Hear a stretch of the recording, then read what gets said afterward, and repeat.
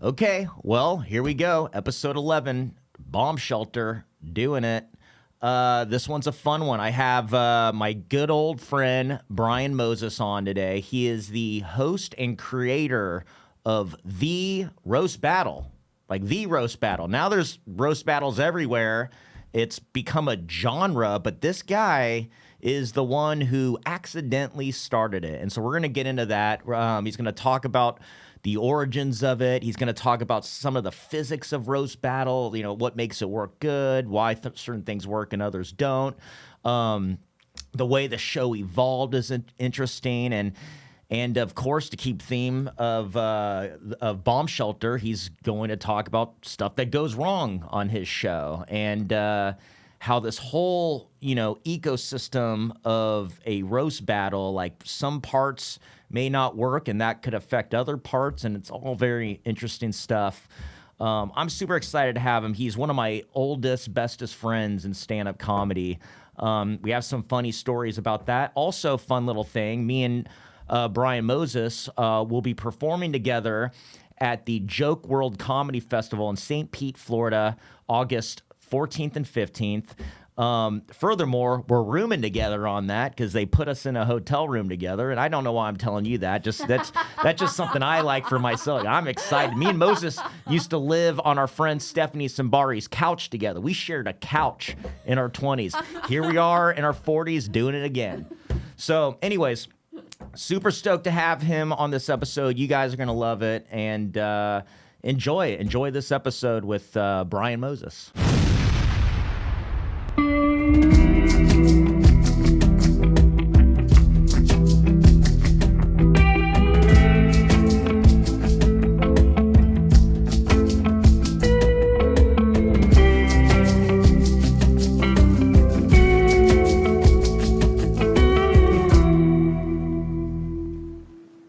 We doing it? Are we on? This is going out there to the world? Fuck yeah. Brian Moses. Good to be here. Oh my goodness. I got him. Oh, shoot. Wasn't hard. Only had to ask once. Yeah. Fuck yeah, dude. Yeah, didn't have to reschedule. Yeah. No. I'm just sweaty and wearing a safari hat. This is fun. It's a lovely scorcher today here in Austin. It's a cool 106. The Cool 106. Yeah. It sounds like a radio station, like a hip-hop station. Welcome to Cool 106. Yeah, with Val Venus and Matty Edge. Val Venus came back, by the way. I saw that today. That's crazy. I know you saw it. And he still does the towel gimmick. Yeah. He just looks like an old man. But yeah, it's like Santa Claus, like trying to do, like getting out of the shower. It's like, Val, it was creepy then. Yeah. It's Shout way out Val. creepier now. Val Venus, the wrestler. You don't know about Val Venus. He's a porn star. Oh. And well, that was his character. That was his character, Yeah. right? Val Venus's penises. And he That's where it came basically comes out in a towel, like he's about to like he's about to perform. And he's like, "Hello, ladies." Yeah, it only turned us teenagers on. Oh yeah, I don't think any ladies were watching. Remember when he would call out from the crowd like, "Who wants to kiss the big Val?" What do you call himself? The Big Balboski. Yeah, the Big Balboski. And then the crowd would go crazy, and he'd find a chick and then go kiss her. Yeah, the 90s were crazy. 90s was crazy. Yeah, remember Girls Gone Wild? Oh. Yeah. Dude, the first time I was like, when I first turned 18, I helped people move, like some like friends of somebody, like grown-ups. I helped them move. And they paid me like $50, and I took that $50. I went to Fry's Electronics, and I got me a Girls Gone Wild DVD. Did you really? I could do that now. I'm an 18-year-old man. They just had those DVDs lying out. That's crazy. I didn't even think about that. Yeah. I don't know why I went to. Fry's, there's like, we have money. It's me and my friend Trevor. It's like, we have money. Let's go spend it. And we went to Fry's thinking video games, CDs. Yeah, being a teenager in the early 2000s was gnarly because it was still like the last century. So it was like the remnants. And you're just like, yeah, we're still kind of crazy. And now, like 20 years later, you're like, we don't do any of that. We can't. Like, you'll go to jail for any of that. Yeah. Oh, the shooting of Girls Gone Wild? Girls Gone Wild, being Val Venus, all of it's bad. You can't get away with anything anymore. Those were and we got that last little sliver. See, when I was a kid, I thought that's what adulthood was. And then you get out there and you can't just like wear a towel. It was. You got to have clothes on. I miss the 1900s. Fuck. I miss them too, man. You're here in Austin because you did your show, Roast Battle, at the Mothership last night. How do you like doing that here? I love it here. It's probably the best place to do it, honestly. Every place loves it. Just it's a different column of the comedy pillar, right? So it's always fun to do. And I saw one of our old comedy friends, Marcella Arguello. Yeah. And she had said something to me kind of weird. I'm not going to like blast her out because it was like, I don't think I should say it, but she had said something kind of, I'm excited to do it. It seems like a lot of people aren't doing it, but I'm excited to like promote it, talk about it, because I was there when there was nothing happening with it. And then like seeing it now, all over the world, and the copycats of it all, which they're not copycats. Ultimately, like, we bring them in for the most part.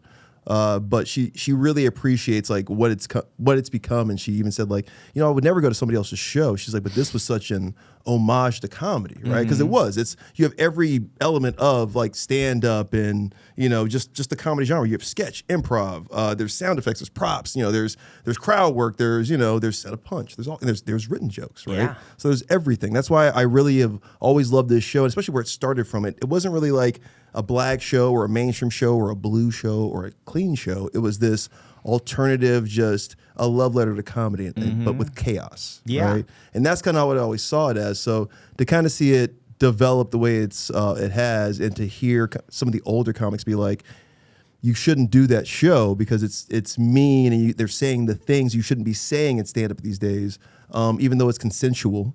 It's interesting to me. So to talk about the bomb shelter and the bombs that happen now, because everything that we do is consensual. This is a voluntary sport, right? Like any sport is. And we love it. But to hear people in our craft be like, no, you shouldn't say these things, it's like, well, then why did you get into this? That's crazy. Yeah, well, I think comedy always evolves, and it's gonna be, dude, one day we're gonna be looking at the way comedy is and be like, what the fuck are these kids doing? Yeah, you know what I mean? I think that's automatic, and you have to adjust. But it's like Girls Gone Wild today. You can't do it. Yeah, no, I get it. I remember those were the days. They should bring Girls Gone Wild back. I mean, Bert does it. Bert Kreischer does it every night. Yeah. No, but I think it's so interesting the way you just kind of stumbled on Roast Battle. I was there. I was there that night. I was there for the first one in the belly room. And I remember exactly where I was standing, because I was at the bottom of that staircase outside. Oh, yeah. That leads into the belly room, and there was just explosions of laughter. Like, oh, it sounded like a fight was happening. Right. I ran up those stairs because I thought I was going to see some blood. And I'll never forget, I want to say it was Trey Stewart, and he was making fun of, who was that? Is it Luke? No. Oh, maybe. I guess I only remember Trey as the one there. But he was just laying in, and he was laughing at it, and it was so like flowy. It was like kind of already like, this is what the show's going to be. And then you work out the kinks over the span of years, and it has all these elements that started coming along with it. Wasn't that it was like an open mic though? Like, it was an open mic. First of all, it was an open mic with our friend Stephanie Simbari, who I was living on her couch, right? Yeah. So, which legends have stayed on her couch. You and me lived on her couch together. Yeah, we did. Yeah, this is a big couch. And our feet were just looking at each other. Yeah, it was Boys Gone Wild. It was it was a lot of fun for us, dude. I remember we're staying together actually at the Joke World Fest. Oh my God, I am so glad you brought that up. We are roommates at Joke World Fest. Yeah, I'm like, I have to get like another room. That's like our green room. No. All right. I saw that and I got so excited. I was like, here we are again. This weekend. Oh no, we're pushing those beds together. Oh that's gonna be one big bed, just like old times. Might invite Simbari out. Oh, she'll love it. Bring the kids. Bring the kid. Bring the husband. Yeah. Yeah, dude, that's gonna be so fun, dude. I can't believe we're doing that. We're in our Being 40s. That's what I'm saying. I'm like, we're in our 40s. We're there. We were in our 20s then, barely our 20s, by the way. We were like barely legal then, and now we're like barely in our 40s now. We're like, yeah, we're still doing the same thing. Yep. Staying in the same place. We're still sleeping right next to each other. Yeah, talking about the same people we're not sleeping with. I know, dude, and we're sharing a hotel room. If one of us gets laid, we're both getting laid. Yeah. Someone's holding the camera, yeah. We got to make some money. We'll trade off who holds the camera. Yeah. So I'll never forget that night. And then, like, I think, did the next week was it already roast battle, or did you? So it was this mic, and then I had lost the mic. So this is before I even killed Tony, right? So this is I'm living with somebody, and the Sunday just got taken away from potluck, right? Because it used to be 2 days back in our day. So Sundays and Mondays on potlucks, and they had just taken away the Sunday because they were looking for some more money on Sundays. So they got some more, they put the headliners there on Sundays. So it was just Mondays. And then I was like, well, this sucks. Like, now I'm not gonna have contact with like the guys that don't work here. Cause now it's just me, Matt, Tony, Benji, like all the guys we work with that we're gonna be here the whole time. It's not gonna be the guys that we've seen, come in here and like, we develop relationships with, seen them work out new things, that kind of thing. Hopefully get those guys passed, whatever it is. So we lost a day. So I was like, okay, well, what can we do about that? I'm like, what's the slowest day? Because I know Wednesday was busy still. Thursday was still kind of busy.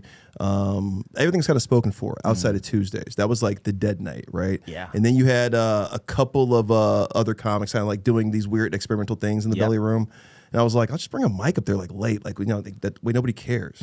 And then we did it, Sambari and I, and then it got busy. And then I think we both got, ahead of ourselves, and we checked somebody who was on the show before us was a bringer show. Our bringer show children is where a comic who's not too confident to go in front of his peers will get people who are his friends and make them pay tickets to see their awful stand-up when they're starting out.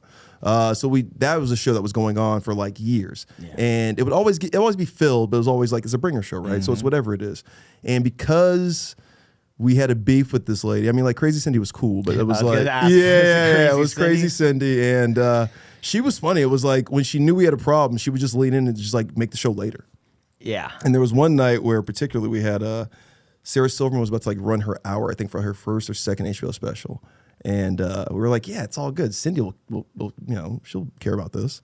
And because she had a little bit of a beef with us, she was just like, okay, she was like an hour and 30 like over. And God. Silverman was like, why the fuck did you guys bring me here? So we made it hurt a lot. It hurt our relationship with her professionally and just as friends, right? Because we had told her like, hey, you don't have to do these other sets. Come do this. And it was just like all hell broke loose after that show. And then Adam, the booker at the time, Adam Make It, was like, you guys can't do that because they're bringing in money. You're just like an open mic that doesn't bring any money. And so he had cut it. And then Sambari was over for the most part. And I was like, I got to bring this back because this is like working. Yeah. So I brought it back like maybe 6 months even after Tony had started doing Kill Tony. Oh. And then we started doing the mic. And then it was an employee and then an open micer who was underage. We didn't know he was underage. We didn't know. Okay. And then that's how it happened. Josh Martin hated Kenny Lyon. That's literally what it was. It was like Josh was drunk one night. He was working. Josh gets these like episodes of being bitter. Oh, episodes? That's a 24/7 stream. Yeah. Yeah, he's the Kai Cenat of being bitter in stand-up.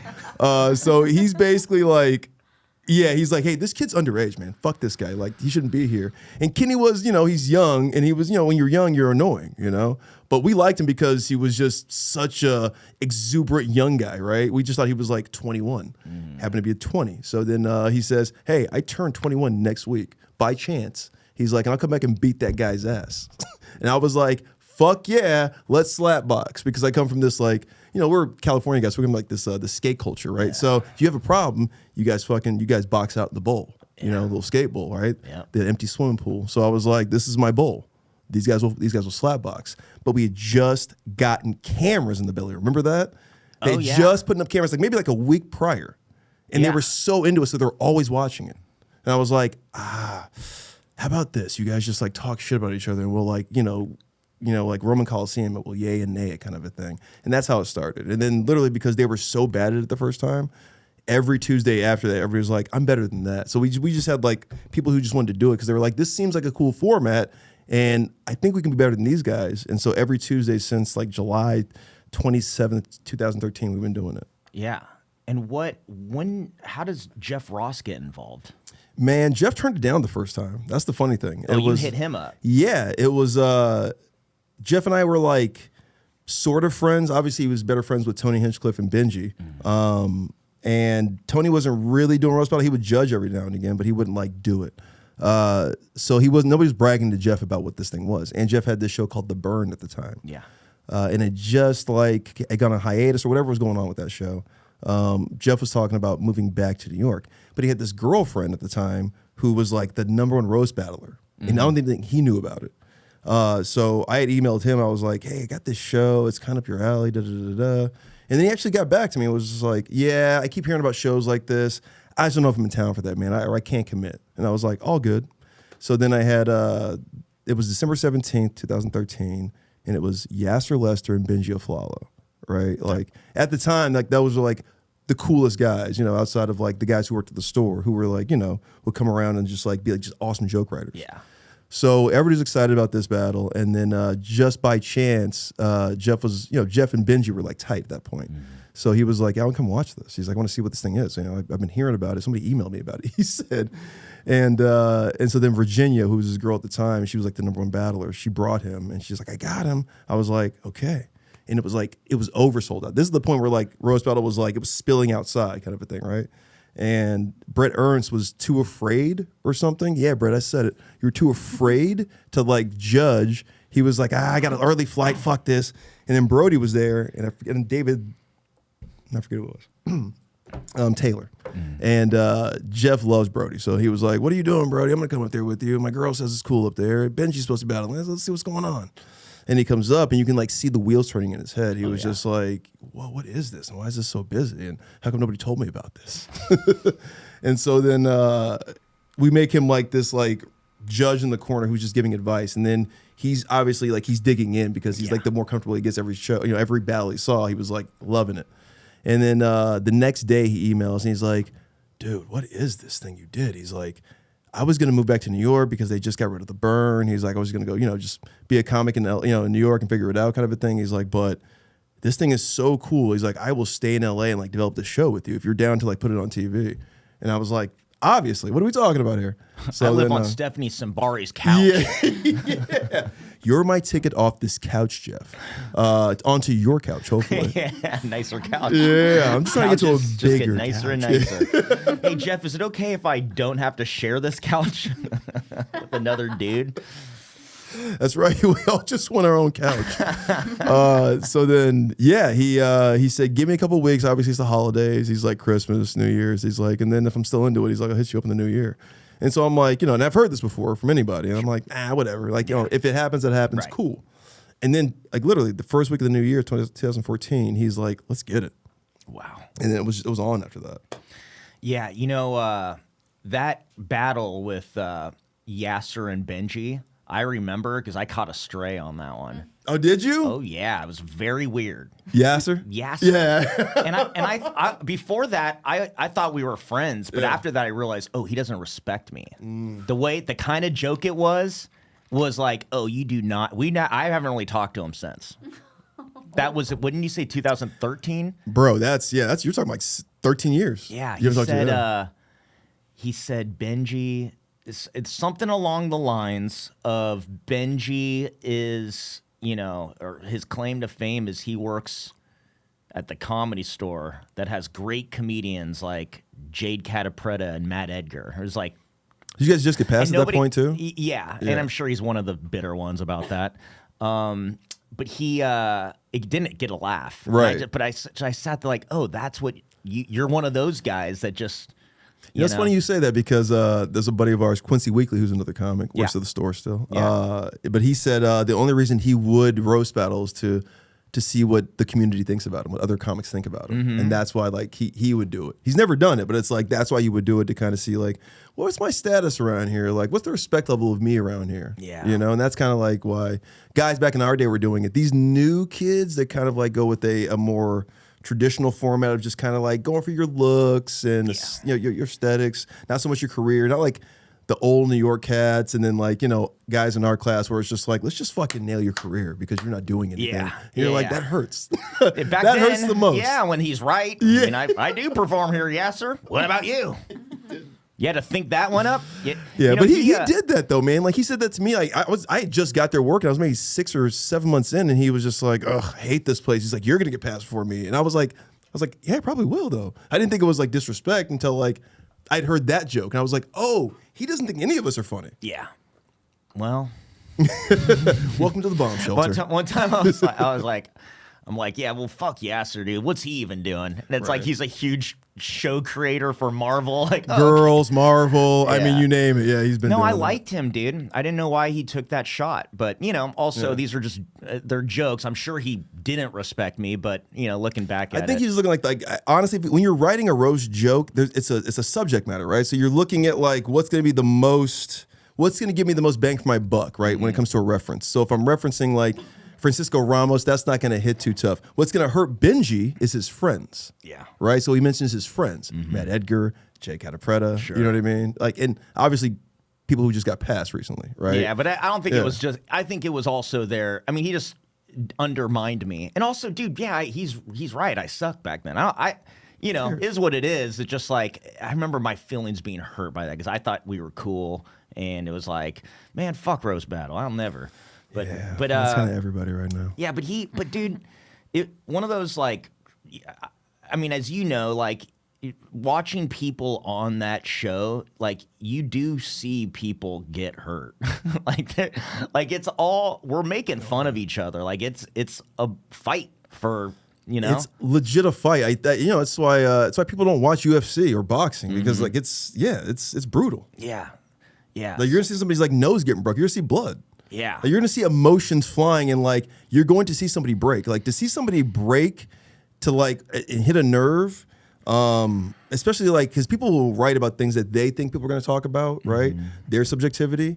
But then there's an objectivity of just like, oh, we all saw this, but you didn't. Oh no. Yeah, And then right. it's like, and that hurts. Yeah. No, I've seen people stand there and be like, oh, like everyone knows about this. Like it sucks, dude. I mean, I really respect the comics that do it. I don't got it, man. I mean, that's pretty courageous to even step foot up there.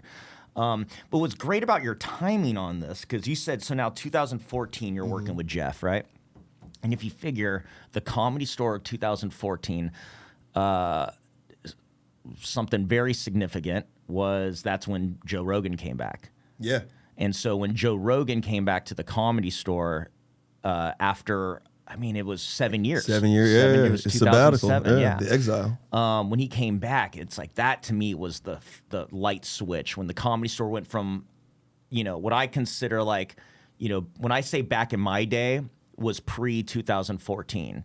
It was when I was a door guy up until the few years of being a young, new paid regular. 2014, it's a different Comedy Store. It's like an actual business. And and it's blowing up. And then like everybody kind of starts getting popular. Those guys, that have been at the store for years, their stock grows. So now everybody's showing up to the store. So it's like being sold out and it's become this big thing. And you are at the forefront. And Tony. Oh, yeah. So it's like both of your guys. It was just another cool thing about the Comedy Store was there's this thing happening in the belly room. There's like these alt shows, basically, that like were also blowing up, and all those big comics that were coming back to work at the store were doing your guys' show, whether they're judging or. So it was just like the timing of it was perfect. I like that you called them alt shows because that's what they were. I mean, like they wasn't an alternative room because it is at a comedy club, right? So it's not an alternative venue for the most part, but that's an underused room that you're not doing traditional stand-up. You're doing gimmick shows, you're doing experimental things that kind of like, that's what an alt show is. Yeah, I wouldn't call it alt as in the way you think of it, like alt comedy, because I think UCB and I think there's like, Ultimately though, Matt, think about this. And I love this part because I've been thinking about this ever since we started becoming a thing and like we weren't really accepted by the alt comedy darlings, right? Except like the main ones, except we weren't brought over to UCB to do our show. We weren't brought over to like, Second City to do our show. But had we started at UCB or started at Second City, like say Kill Tony starts there, fucking nobody would call him a racist or a Nazi. They'd be like, this guy's a fucking artist. Right. This guy knows opera. This guy knows musicals. This guy knows ballet. Yeah. Like, and then Kill Tony. Right. That's what you would see. Yeah. But we started at a comedy club, so they're just like, no, these guys just want to say all the buzzwords. Yeah, well, you also had a character called the House Racist. He was awesome. That was a great time. Dude. Earl Skakel. Yeah, Earl because we're lampooning comedy. It's like in every club you're gonna have the booker, right? Whether he's and everybody has this caricature of who the booker is, right? Where it's, oh, they're not booking me because I'm a woman. They're not booking me because I'm black. They're not booking me because I'm too clean. They're not booking me because of this, because of that, whatever it is. And just so happens that our booker at the time had this caricature of being, you know, this Florida guy who just didn't like those blacks aping out. It's not just that. Yeah, it's not just that. But he had great advice, and he was, I mean, ultimately he was the male version of Mitzi Shore, you know, because she was that. If like is racist or racial or sexist or xenophobic or whatever the fuck we thought Tommy was, he was just emulating Mitzi, you know, because she was that too. She just happened to be a lady who happened to like hang out with those guys too. You know, Tommy wasn't really hanging out with those guys like that, you know. So I think she got a pass, even though she was saying the same things. He wouldn't have said those things if he didn't think those things were allowed to be said. Right. Right. Yeah, I think there's also an argument for like how, like, if you want to call roast battle racist, I would say there's actually there's more unity in roast battle. I mean, like, we're all in this together, laughing together, right? It's all just like we're of all different races and backgrounds, like everybody's making fun of everything. Also, right? Like that's what separates us, is that there's consent and boundaries. Like when every battler, because in the roast battle of Los Angeles, we've always made people go find their opponents. So when you go find your opponent, when you go find your own food, you got to learn about it, right? You got to track it. You got to fucking figure out what their habits are, so then you can attack it in a certain way and then kill it. Yeah. Right. So that's the way we did it, because that's the best way to attack a subject. Yeah. We think. And so it will make the battles better, because then you're not going so surface level. And so like, I've heard this joke. It's like, oh, I'm learning something about this guy. I didn't know this guy had a black kid. I didn't know this guy had this disability. I didn't know this girl, you know, had that guy's STD. Mom just died, and it's already fodder for comedy. You know what I mean? Crazy how brutal these guys are. And that's what's cool to me, because then it does become like an exercise. Yeah. And just like writing about a subject. Oh yeah, I think this was a way for a lot of young comedians or starting off as open micers, like kind of got in this way. Like some of them, remember there's a whole thing where just because you're great at roast battle doesn't mean you're a great stand-up comedian. I remember hearing that over and over again. Yeah. And the thing is, it's true in that, because when you're battling somebody, when you're writing a joke alone, there it is. You create the context, you create the vision. It's theater of the mind. My audience is picturing what I'm saying, and we're meeting halfway, right? That takes a lot of skill, right? Yeah. Whereas if you're battling somebody right in front of you, so the whole audience sees this guy, it's very easy to just point out the thing in front of. That's like less setup. You really just get to come in with the, you know, you just come in swinging with the punches. Exactly. But so there's a whole part of stand up you don't get from that. But I don't think it's almost like kind of goes without saying. Yeah, because it's not really stand up. I mean, like it is a competition, right? Like a stand up competition can be, but ultimately it's a joke writing competition. Well, that's why there'd be great, even famous comedians who would lose to micers, because it's not about the stand up. But there's also got to be weight classes. I think we fucked that up. Oh, really? There should be. I mean, like Todd Barry shouldn't be battling a nobody. Yeah, right. You know, like there's so much about him on, you know, in research wise. Right. Compared to like this chick's 19, and it's just like he's automatically punching down. Or those are the things that you develop over trial and error through like years. Right. You know, I watched your show evolve. I mean, I remember from before the wave, and I remember the original wave when it was just like an army. Yeah. And I remember when it wasn't even called the wave. Yeah. You know what I'm saying? It was such a because it was Jamar just like having a good time and like doing the wave you do at a stadium. Like he did that, and then he would do the Def Jam thing, or like if a joke hits, it's like he's jumping up, he's clapping, he's going crazy, he's walking around the room, and that makes it feel dangerous. That's what made Def Jam feel dangerous. So these guys are doing almost a rendition of that, but then like adding on to it with like, no, it's all of us, and we're doing like impromptu sketches. Yeah, know? right. We had Jeremiah. The all nigga wave. We had Jeremiah on last week. And I think that was the first N-bomb on my podcast. Yeah. Here we go. We're cooking, people. A&W. So, you know, I think like, so Jeremiah, when he, you know, like I think him coming into the wave kind of turns it from that fun rowdiness, the Def Jam thing, to a more sketch type. Like you now almost, you're talking that studio it talk, hardened a little bit, you know what I mean? And it became, stop blacking it up so much. You know, we need some white people to watch this too. We need somebody to talk to in the comps. Jeremiah was great at like closing that gap because you didn't want to lose that. That was a funny element. I like how you reference like Def Jam because you know I mean we grew up at the same time watching the same comedy, so I totally get that. And it totally fits for your show. But then when those guys start implementing almost sketch comedy into it and improv, right? More traditional comedy rather than just the reaction. Correct. Your show went to a whole other level. I mean, this was one of the main attractions of Roast Battle. For stand-ups, yeah, and for people coming live, online or just like viewing this if you're not in the room sucks. Ooh. Like it just doesn't translate, and it's got a 100% hit rate of not translating. Wow. They would test it on Comedy Central. We even try to do it for online. It just, dude, it's the comments you get are Jim Crow era. They are crazy.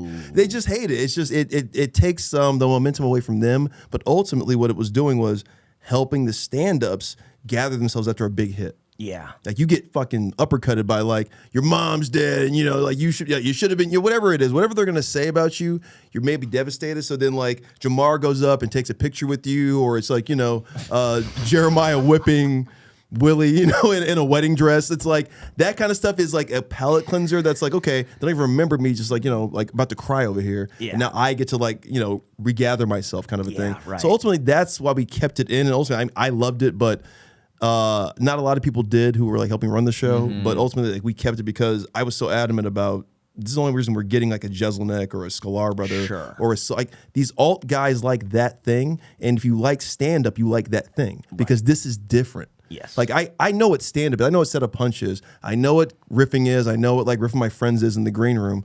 But having guys do like improv sketches off what you're saying, why you guys are riffing and why there's like, it was insane. Yeah. I mean, if you think about it, it's so cool because you built this thing and all these elements, people came to you and brought their own, you know, flavors and spices to it, you know, and like even all the way down to Autistic Thunder getting it going. Oh my God, it's just like that's our cheerleader, right? And our mascot. Now you have a mascot, and it's like it felt like back then. It was so rapid fire, almost as if every week there was a new element that just became a tradition. Yeah. You had all these traditions. But what I really want to talk to you about is your place in it. Because, you know, you create this thing and in such a cool, artsy way where you really just built an open mic that evolved and got out of control and turned into this thing. You start making rules. You start implementing regular things. And then, you know, I don't know if you knew you had it in you, but there was something. We started stand-up around the same time. We watched each other learn how to be comedians throughout years, you know. Tricks of the trade, yeah. But something about you doing that, hosting it, like you activated something inside of you that I don't even know if you knew that was there. Like the host thing that you do, nobody could do that. The way you do it, like you go up there and just you're witty, you're quick. And not to say you're not that in regular life, but there's something that turns on when you go up there that like, oh, Moses, it's the only way. Like I'm sure just because the way, you know, like TV is, they probably would have wanted to replace you with a more famous black dude. Yeah, Tony Rock, Okay, well, there you go. But it's like, that doesn't work. And as great as Tony Rock is, it's like, he can't do that. Specifically, it's just like having somebody else replace Tony on Kill Tony. Legitimately, yeah. It's like there's a reason why you're so good at it because from its infancy you were there to nurture it, to grow it, and you just have such good control over something, and also you know exactly where to relinquish the control and let the contestants, you know, let the performers take Jeff over. helped with that too. I gotta say, Jeff Ross is a hell of a mentor when it comes to that.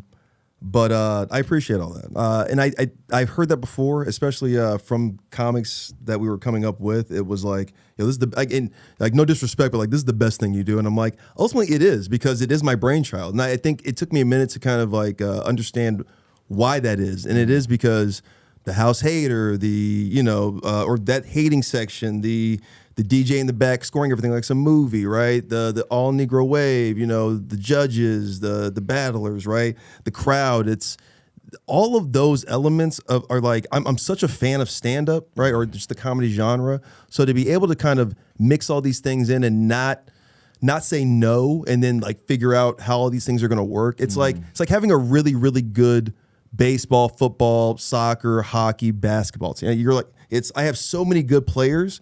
What do I do with it? And as a coach or as like a manager or as a strategist, like that's your job. Yeah. Right. But then also you got to score the ball too. So in the beginning, I think, especially as, because Kill Tony starts as like, he's the guy in the back of the room you got to kill if you want to get past this place, right? That's Kill Tony. And in Roast Battle, it's like, well, this is my mic. This is like, I got to be affable enough for you to come back because I want you to like get your feelings hurt in front of everybody. Yeah. So it's like, you have to kind of figure it out of going hard on certain elements. Don't go hard on the battlers because like they're the ones actually putting their life on the line, right? You can go hard at the judges, and then I had to learn to not go so hard at the judges, right? Like I would go crazy hard at the judges sometimes, and I've lost. I'm not saying like lost opportunities, but I've definitely lost relationships that I potentially could have had because I'm like, well, if I go, it's like a potluck, right? There's a trichotomy of things happening. There's the booker who's going to maybe pass you there or like, wants you there more or like, give you permission to be there more.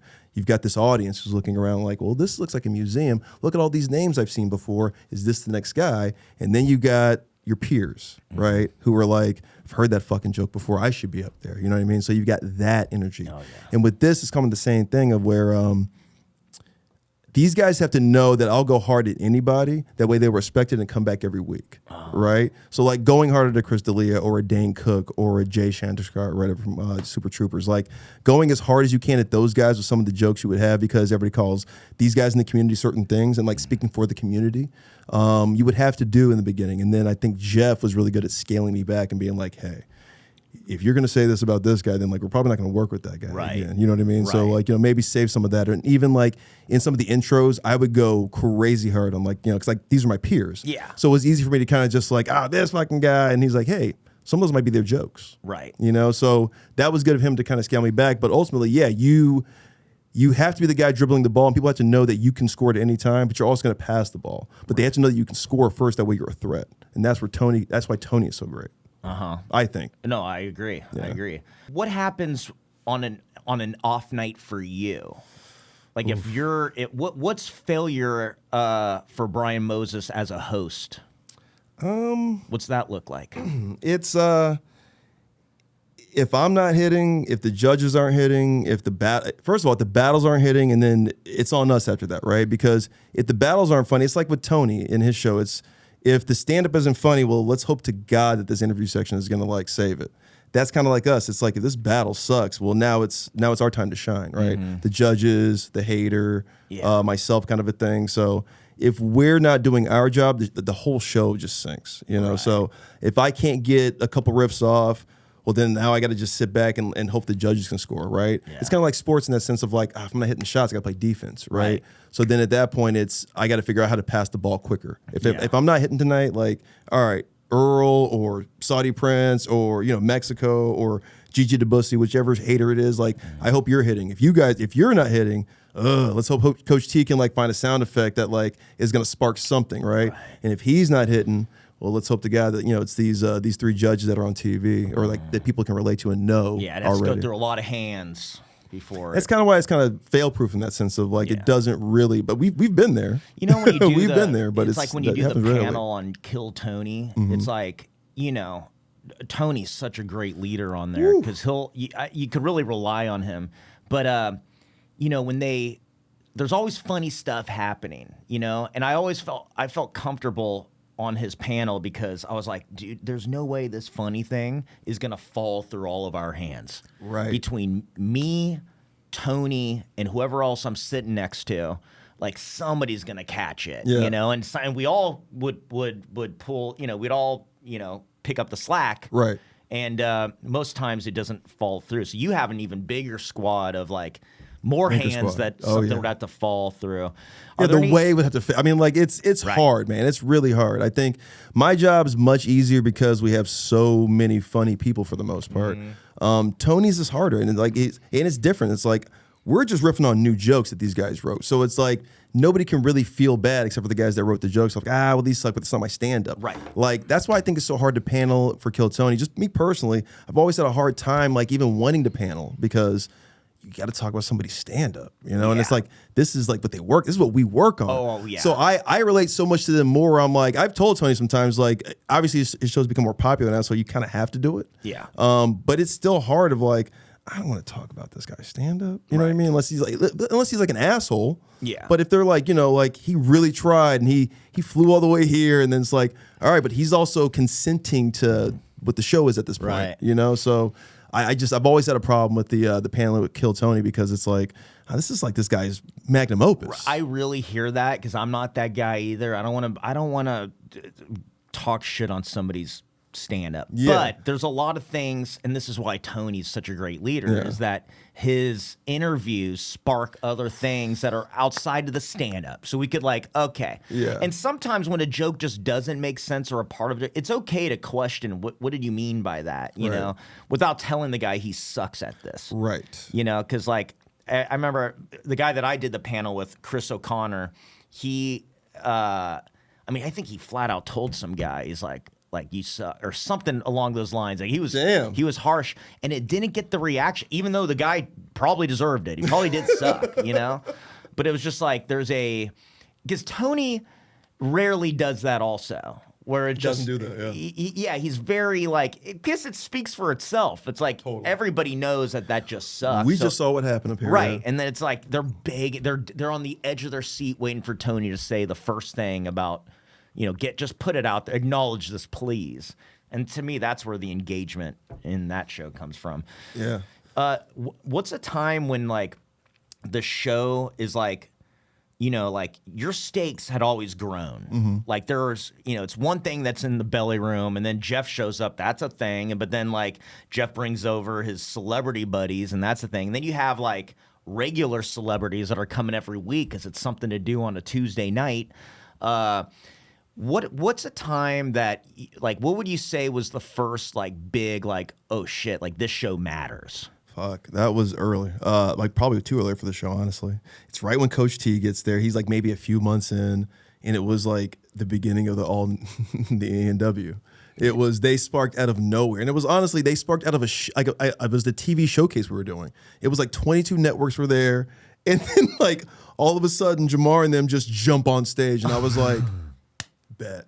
And I remember the time I was like, I don't think I want to take this away though. This is fun. Yeah. And nobody's ever seen this. Yeah. You know what I mean? So, and Jeff was into it too. Thank God for Jeff, because he was like, no, this is awesome. We had to figure out how to How do we reel make this this in, work? rein Yeah. this in, but this is awesome. Right. But yeah, when it's 22 or 32 network, whatever, it was a lot of networks. CMT was there. That's how old this is. And I remember hearing Jeff's manager being like, show's great, but who's going to host it? You know, there's that. And then there's another one where it's, I'm at Russell Simmons' house, at his house. Whoa. He's doing yoga. He's giving me his book. He signs it. You want my book? Here, I signed it. And I'm like, who cares? Right? And then he tells Jeff, he's just love the show. We just need a more ghetto host. And so then that's when I know it's real, of I'm being replaced. Yeah. Right, So, right. Yeah. That's when I know it's real. Is that when he got earned this title of Roast Master General? No, he was that beforehand. So Jeff executive produces most of or I would say all of the Comedy Central roasts of, and that's their Super Bowl, right? So when he would go, I think last, and then he would just clean up. That's when they started calling him the Roast Master General, because it's just this guy's a fucking general when it comes to this thing. He's just bow, bow, bow, Yeah. bow, bow. So that, yeah, he'd already had that title well before he came with us. If anything, he's our Roast Master grandfather. You know what I mean? At this point. Yeah. So when things like that, when it's now Godfather. getting, Sorry, Jeff. It's now going up. It's the stature of the show's growing. You got Russell Simmons. You got other people might be getting involved. CMT, all this random ass shit. What were some things that you lost that you really didn't want to let go of? Things that we lost that we didn't want to get rid of. Honestly, Comedy Central was really cool about it. And honestly, it's the wave. If not for the wave, we probably would have lost a lot more of maybe some of the buzzwordy stuff that like the battlers were saying. Because ultimately, like, you know, whatever Ralphie May wanted to say, whatever Earl Skakel wanted to say, whatever Jimmy Carr, whatever Mike Lawrence wanted to say, Sarah Tiana, they all got to say it. Because then you had this thing called the wave, who was doing just this avant-garde, abstract, you know, base level comedy where it's like, for example, we had some standards and practices notes of like, hey, you have to get rid of this or get rid of this. And the Sophie's Choice was, you guys are going to keep Willie, you know, miming he's blowing Jeremiah, or you have to get rid of Jeremiah shaving his pubes, right? So when you have that to deal with, you're not really worried about somebody being called, you know, like the F word or whatever, you know, even though it's funny because that's like there's paperwork on this. Yeah. Like people want to be like, pubes is P-U-B-E-S, right? Yeah. Like somebody's intern had to be like, am I writing this right? Yeah. Somebody's shaving their pubes and Yes, and make sure you send it over as soon as possible. We have a deadline. it's like professional. You Yeah. know? Yeah, man. That's no, I know. There's definitely elements that I miss too because I missed the wave. I remember I missed the whole thing. The whole We missed the haters. I mean, like the first. The haters were yeah, good. we missed Earl the was haters. just special. Man. Honestly, had we had the haters, I don't know how we would have done it the first two seasons because we were just trying to get on TV, right? So, that is an element I do miss. It messed up Earl. I mean, obviously we got him on the first season, but you know he was more in his element as that hater. Yeah. Like he would have got more love and I think more appreciation from the network had we put him in that position because that's how we got on, right?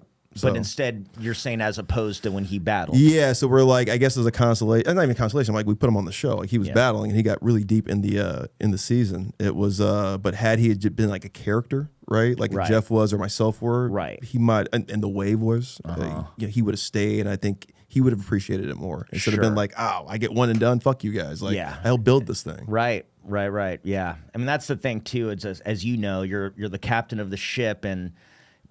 Not everything's smooth, and some people are let go. I mean, they're talking about replacing with Tony fucking Rock, Earl. I'm sorry, I didn't know what to do. Right? No, it's I think it's like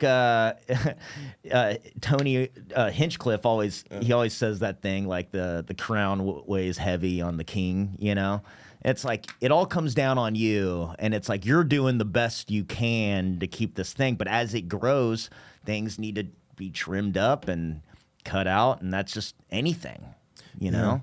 Especially now, because it's like a league. So there's like 52 cities around the world that do this thing that we've like incorporated. I mean, there's probably more cities that do it, but there's 52 that we like correspond with now. Yeah. And some cities do it better than others. I mean, like there's even cities that do better than LA when it comes to like the production quality. Sure. But as far as like the live show, there isn't a live show that's better than when it's us. You know what I mean? If I have my guys from the store we saw from day one, even like Marcella last night, like it was cool to see her because she knows what the show is. So she knows the tricks of the trade, right? And there's other guys who have seen other roast battles, like Drew Montana he started doing roast battle in Philly like in the early 2020s, right? Now he's this like thing, like as a stand-up and a guy. He's in that whole Shane and Matt universe, you know? But then he was just like, yo, this is like the best roast battle I've ever seen. And I'm just like, well, you've never seen ours. You know what I mean? Like you've seen yours. Right. So it's just funny to see that of like how this thing has expanded because now it's like In-N-Out Burger or Whataburger in the sense of, well, I'm not at every store, so I don't really know how they're operating, right? Yeah. So like, you know, I hope you're eating a really good Whataburger because, you know, the ones we do over here in the original are fucking fire. Right. No, So- you created a genre. Like really, because now roast battle is just a thing, and then you're not even there. Not even it's there. Just like, yeah. Is Jeff still involved? Every once in a while, yeah, he loves it. It's hard to get away from it. I mean, that's why I still do it. Like you were saying, of you would see something every show, and you're like, this is awesome. And that's why, like, because no stand-up goes to somebody else's show, right? Unless you're like really good friends with them or whatever it is, right? But to like go to a show voluntarily. Like that says something. And I think voluntarily because he and I mean, like the reason I still do it is because I learn something every show and I see something I've never seen every show still. Right. And the reason he goes is because he's looking for new roast writers, right? Or he's trying to see something he's never seen before. Yeah. And it's just fun, man. It's so spontaneous sometimes. You're surprised by like, I thought I've heard every roast joke. Like that's crazy you came up with that. You know, it's fun to see the joke writing element of it. Yeah, man. I mean, I was going up until there was just no more room. Like I literally couldn't fit up in the if I do make my way up there, I got to stay where I'm standing until the end of the show, or else I'm Right. losing my Lose your spot. I spot, mean, yeah. it's like out of control. How does your success as the host and creator of Roast Battle, how does that affect your stand-up? How does that like? Dude, it's see, that's all right. That's actually a really good question, because there's certain things in that like I don't know what I'm doing sometimes. There's a journalist named Julie Seabaugh. She had asked me this, Yeah, and I was like, honestly, it hurts it, because you get a confidence. Because here's stand-up. Like, stand-up is, what makes you a great stand-up is consistency of doing it. So you're getting consistent experience on stage, and then confidence of doing those jokes you're doing, right, every night or whenever you're doing them. Yeah. This is different in a sense of I have to go up and be a host, right? So you're almost doing, what is that, like warm-up. Right, so you're doing call and response, right? Like a preacher does. So you just to get their energy. As a stand-up, I wouldn't care about that. Like, you've seen everybody already, you know. Right, so why do I have to do this? Like, I always have to remind myself of they haven't seen anything yet, right? So you have to kind of go up there with that warm-up comedy energy, and then you have to kind of get into these surface level, low-hanging fruit, buzzwordy kind of things, because we are talking about polarizing material, right? Either the way this person looks, because you're punching down, where they're from, what they are. Like, there's so many polarizing things that you wouldn't necessarily see in stand-up all the time, but I had to surround myself in it. And so then, like, getting back into the stand-up world and doing, even trying to slide in a polarizing joke, or like most of my stuff is polarizing. So making my whole personality that, it does take away from, like, I should be doing something a little softer up top in stand-up, instead of just going like, hey, come on, because Indian people are like this, right? Right. And I'm not around it all the time of hearing that, you know? So it is like being in a household of your parents being like, and then you come out like, what? I thought we're all doing this. Right, You right. know? It's like you got to flip a different mode. You can't bring Roast Battle Moses to. No, it's made me a more confident performer. I'll say that. Like, that's the one thing it has done, is like, it does give you the confidence, because there's at any time there is that one thing of like that Tony does, and I think that does help with hosting these types of things, is you do know how to turn it at any point. Like, if it does get dead, if you are bombing, you do know how to turn it at some point. Yeah. You're like, okay, I know where the silence is coming from. It's awkward, but I know how to do that. Right. Right. So that at that point, like, there's a cheat code of like, I'll never bomb, but I'll know exact, like, oh shit, I'm not relating right now. Yeah. Right. Well, that's why I think, like, what surprised me, and when I say surprised, just because we were kids, man. Oh, yeah. Like, and it's like my stand-up was bad, I was just learning, and we all were at the same level, Watching you go up there, not only just for the first time, but after a while, like, and the first time, like, immediately I saw it, but then as you got more comfortable, I mean, that leveled you up as a performer. Like, you were light years beyond the stand-up comedian who you were back then. And it just seemed like it was like something that lied dormant in you. That, you know what it is? It's and thank you, by the way. It's it just let me know that it was okay. Like, I've been saying these things for years, or like having these thoughts with like my comedy friends for years, or just like my friend group outside of comedy for years.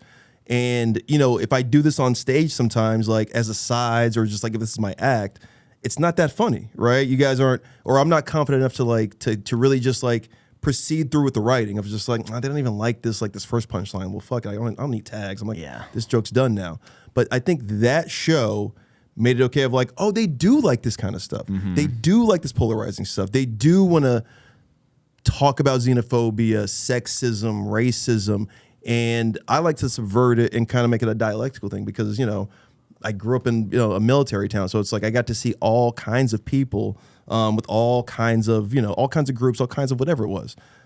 So trying to relate that to people who may not have, right? Maybe just grow up in just a white town, or just a black town, or whatever it is. Or, just like your mom's supposed to be in the kitchen, or, like, you can bring all this stuff in, because everybody comes from such a different walk of life, and now we're all in here talking about it.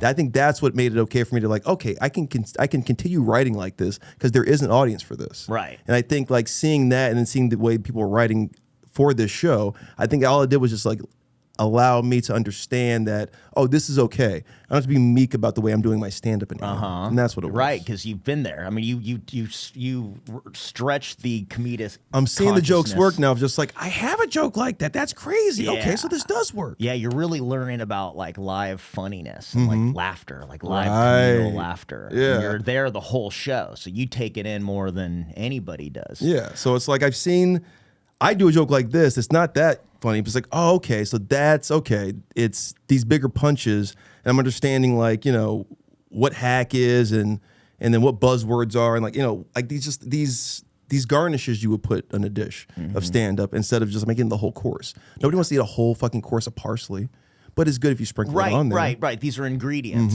right? You're not eating ketchup for dessert. No. Or, what would be if you could think of like the worst roast battle? I know exactly what it is. Oh. Yeah. It's Matt Taylor and I forget the kid's name now, but he was around for a long time. You remember the kid though. The guy, his name. I forget the guy's name now. That sucks because he was a friend and he was a really good basketball player too. It was he was fun, man. But yeah, I remember it was Matt and this cat, and Matt just like gave up. He just like no mossed it. I never seen that. he Roberto Durant to the talent. Yeah, he was just like, nah, I'm just not doing this. Like, I think he had like because they were friends and they had like produced. They were two producers at the comedy store, and they had like, oh, we should be like the guys like producers who were battling each other.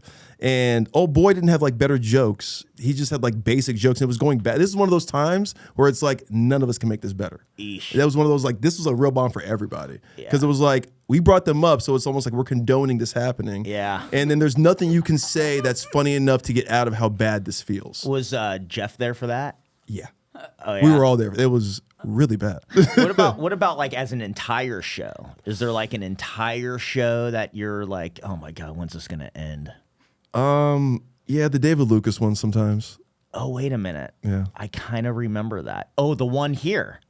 Oh, I was on that. Yeah. I was on the panel for that. Yeah. Right. If somebody's a little too drunk and just going a little too like Nick you had to scrub it.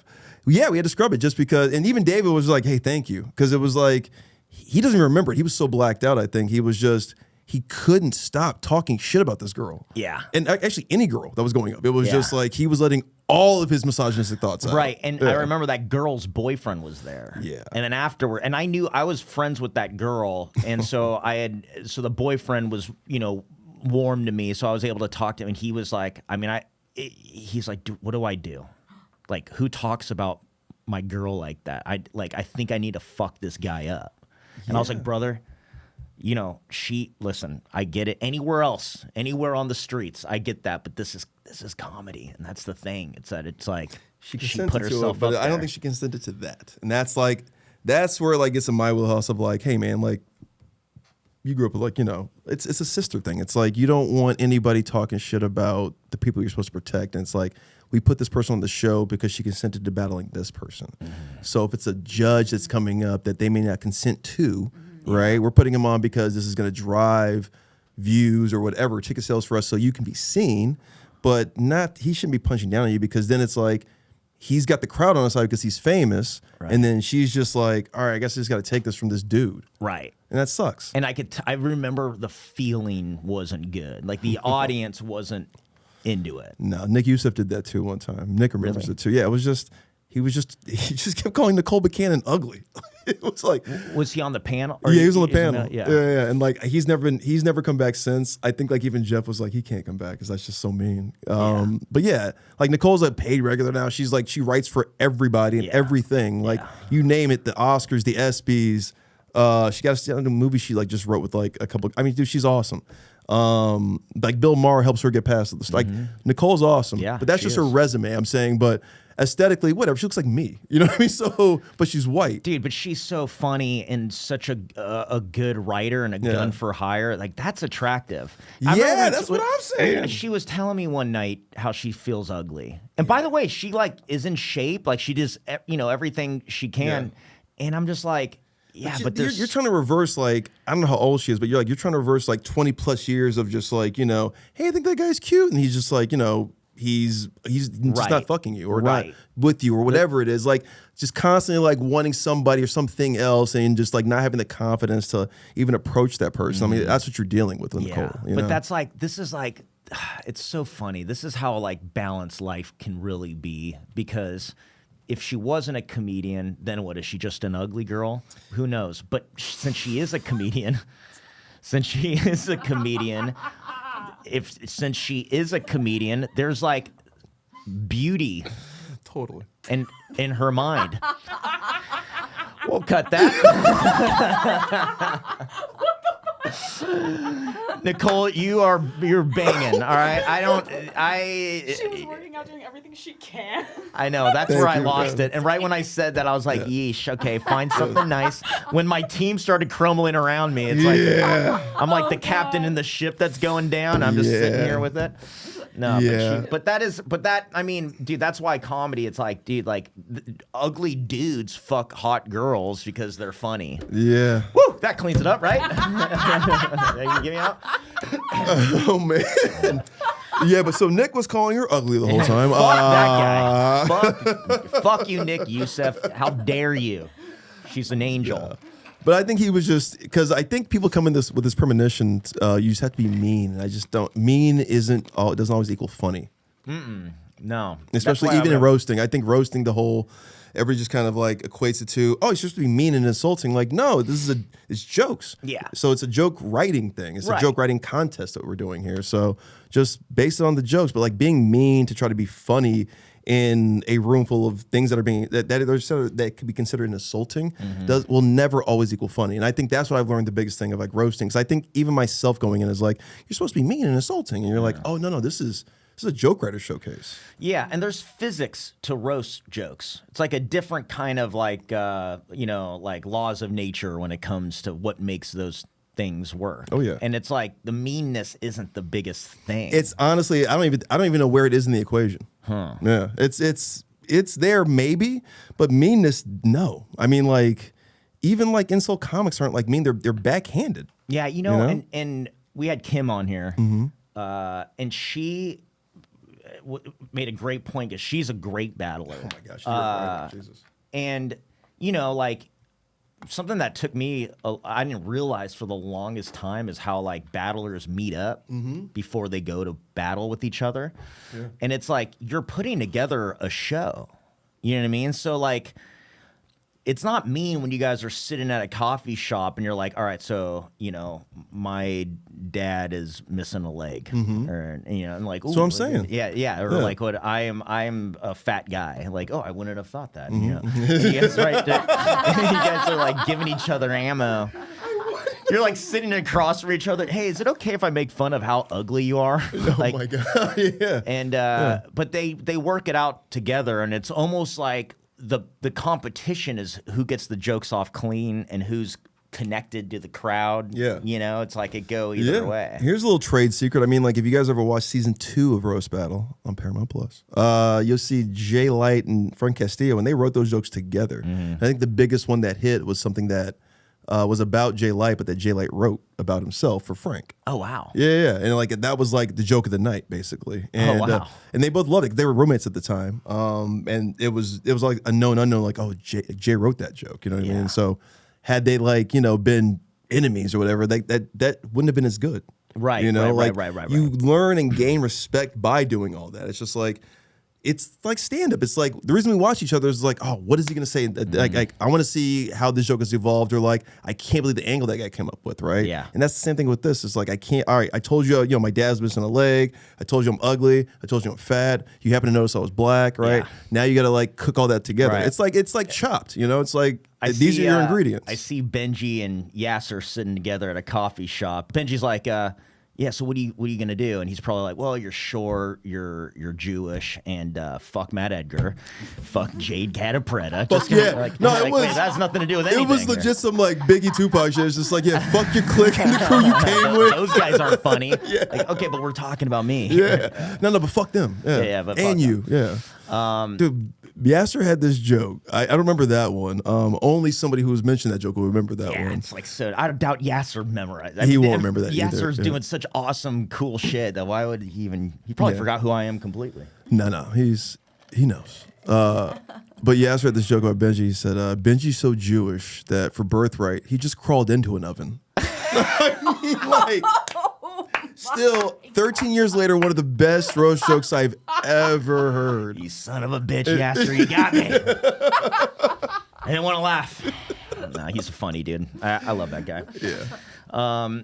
Well, shit, man. Oh, dude, I'm so excited for Joke World, by the way. Just like I know. our friends that are there. And when I got that email and I saw your name, I was like, he better not get his own. I thought about it, too. I know you did. I know you did. I didn't ask Jake yet. I was just like, You know what's funny? How did they figure that we go together? Jake's great, bro. He judged Roast Battle last night, and he's funny. Oh, actually. really? Yeah, Jake from Joke World. Joke World's funny. No, I know. Yeah, I didn't know. No, I'm not surprised he's funny. I'm Yeah. surprised that he did that. Like, he Yeah, did no, your I show. like because we're promoting for Joke World, so I was Yeah. like, this would be great. And then yeah, he was great. He was so nervous. Yeah. he was so natural. Oh, that's adorable. I love this dude. By the way, man, this is kind of going to be like the future. It's almost like he's a tastemaker. And there'll be other publications like that highlight their favorite things. It's all rooted in positivity, Yeah. too. You never hear him talk shit. Dude, he's the best. So many Yeah. things are, like a Red Bar or whatever, where it's talking shit. His is only what he likes. And these are the things. It's like Spin Magazine, or it's like, back, I used to subscribe to this channel called, or not a channel, it was a blog, absolutepunk.net. Oh yeah, dude. Yeah, where it was just like all the things in pop punk and emo and you know what I mean? And those things broke bands that became huge because like, oh, what is this band? They opened for Fall Out Boy, and it's like it becomes like a bigger thing. So like this like Joke World is, to me, it's just like that. Yeah, he's And like it's Vice Magazine or like was it Yes. Juxtapose? Yeah, like one of those mags. Yeah. And those guys that are like, there's so many funny people that will never play the game. Like I had Rick Ingram on. Like, here's a guy that you better do something for him because he's so punk rock that there's just no bullshit to him at all. So, dude, that's a guy you think would be like outstanding at roast battle. Always has a hard time. oh, dude. Yeah. He's like he's just so, he might be the funniest guy I've ever met. Legit. And he's like kind of a genius. Too. Yeah. Like he's a smart guy. But it would take like something pushing him because he's not going to start a podcast. He's not going to. By the way, they've tried. It's like I feel like something like Matt Rife has to happen to him. Of like I remember in the 2010s, and my first like writing job was for Wild 'N Out, and it was Matt Rife's first season. And I just remember I was like, "Wait, how old are you?" He's like, "I'm 19." I'm just like, "Oh, dude, the industry's gonna love you." Yeah. And they just kept trying to push him, right? Like a new Simon Rex or whatever it was. He's dating Kate Beckinsale at one point. I was just like, "This kid's gonna blow up."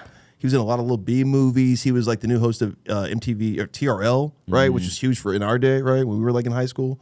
So like the fact that he didn't blow up was crazy. And then all of a sudden the 2020s come around, short form content blows up. Yeah. And then it's Matt Rife. And I'm like, okay, finally. Like this should have happened. Yeah. This is a crazy alternative way to go. But it's like, it's probably the way you want to because it's about your stand up, right?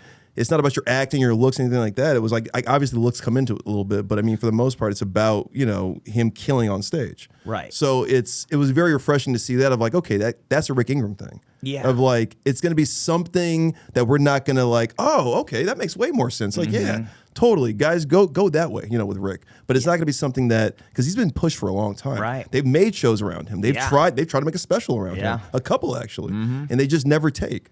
So it's going to be something that he's going to have to do, or like something that somebody's going to do that's going to launch him. I would say it's like the medium will change. Like, remember, Mark Maron could only get so popular before podcasts, and it's not because he wasn't funny. Right. He was great at stand up, but for some reason, this kind of form of media picks up, Propelled and him, he's yeah. at the forefront of it. I could imagine something like that, but I could also imagine somebody else press and record for him, like a Chris Rock. Like it took Chris Rock seeing him just once to be like, whoa, this guy, there's something here. I need this guy on the road with me. I need him on the road. And then Chappelle sees him, Yeah. and then he's on the road with Chappelle. Yeah. This guy, I mean, this you got to know, man. This is a white boy's dream. You've heard of wet dream? This is white dreams. Like, the greatest black comics alive are putting me in the open. Like, yeah, honestly, you are. I mean, he's Eminem in that sense. Or he's a receiver who's really, really fast. He's opening. He's taking the top off the defense. Yeah. So after that, you can't do any wrong. That's what I'm saying about roast battle. It's like we used to like open for Chappelle. Like, it was. If they're doing roast battle, they're gonna laugh at anything I'm doing. Yeah. Anything I'm doing. They've already said everything. Right. Right. Rick is now just like introducing himself to the crowd, to everybody. I know what everybody's doing. Now they all know that I know what they're doing. Like, now they're vulnerable. I'm not vulnerable anymore. Right. You know? So like, yeah, Rick is the perfect person to open for guys like that. Yeah. Or just anybody. Just you put him in any stand-up situation, he'll figure it out. Yeah. No, he can ball in any era. Yeah, in any era. He's that damn good. He's great. Yeah, bro. Now, before we get out of here, what would be, in your opinion, if you could just off the top of your head, is the greatest battle of all time? Man, the greatest battle of all time. That's a great question. Because there's a few. Because it depends on significance, right? Obviously, Ralphie and Mike Lawrence are up there because, everybody knows Ralphie as this like roasty type of guy, right? He's like Jeff's, one of Jeff's right-hand guys at the time of like, oh, you got to get Ralphie. He's roasty, he's funny. And Ralphie was a hell of a stand-up.